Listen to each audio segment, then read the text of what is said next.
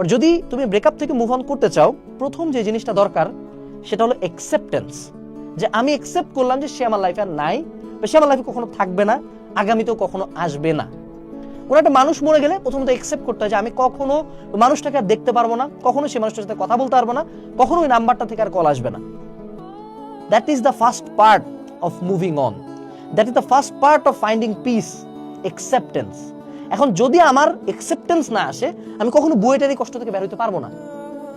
আমি যদি প্রতিবার আঙ্গুলগুলো একদিকে দিয়ে রাখি, বোর্ডের দোষ, সরকারের দোষ, এর দোষ, ওর দোষ, টিচারের দোষ, ভাইয়ার দোষ, সবার দোষ, আমার কোনো দোষ নাই। আচ্ছা, ধরে নাও কুমিল্লা যশোর বাজে কোশ্চেন করে, ধরে নাও দিনাজপুর বোর্ড বাজে কোশ্চেন করে, বাট স্টিল দিনাজপুর থেকে বছর বুয়েটে পরীক্ষা দিবে না, কুমিল্লা থেকে পরীক্ষা দিবে না, যশোর থেকে দিবে না।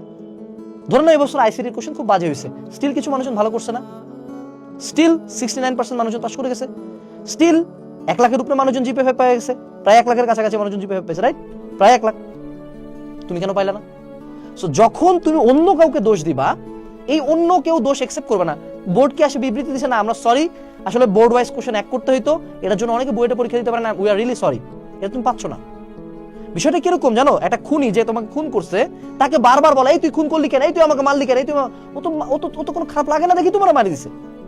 অর্থাৎ যে তোমার কাছে অন্যায় করছে তার কাছে যে তুমি বলছো তুই অন্যায় করছিস, তুই স্বীকার কর, তুমি জানো ও তো স্বীকার করবে না, তোমার পেন এটা বাড়ে। So first of all accept that আমি ফাক আপ করছি, আমি এটার জন্য দায়ী যে আমি বুয়েটে পরীক্ষাও বসতে পারতেছি না, I am responsible for this sheet. এটাতে একটা খুব শার্প পেইন হবে বুকের মধ্যে, ক্যাক করে লাগবে, মনে করে চি করে কাটে গেল মনে করো বুকটা, এই কথাটা শুনে যে না আমি দায়ী।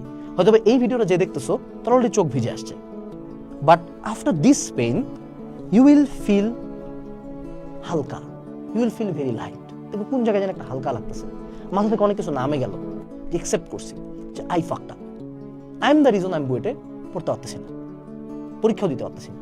আমি নিজের ক্ষেত্রে যে আমার যে বুয়েটে যে ঘটনা ঘটছে, আই অ্যাকসেপ্ট যে আই ফাকড আপ, খুব বুলশিট কিছু ডিসিশন নিয়েছিলাম যেটা এখন বুঝি, রিগ্রেট করি, প্রতি সেকেন্ডে রিগ্রেট করি, বাট যতক্ষণে ওখান থেকে সরে আসছি ততক্ষণ নট ইনাফ ছিল।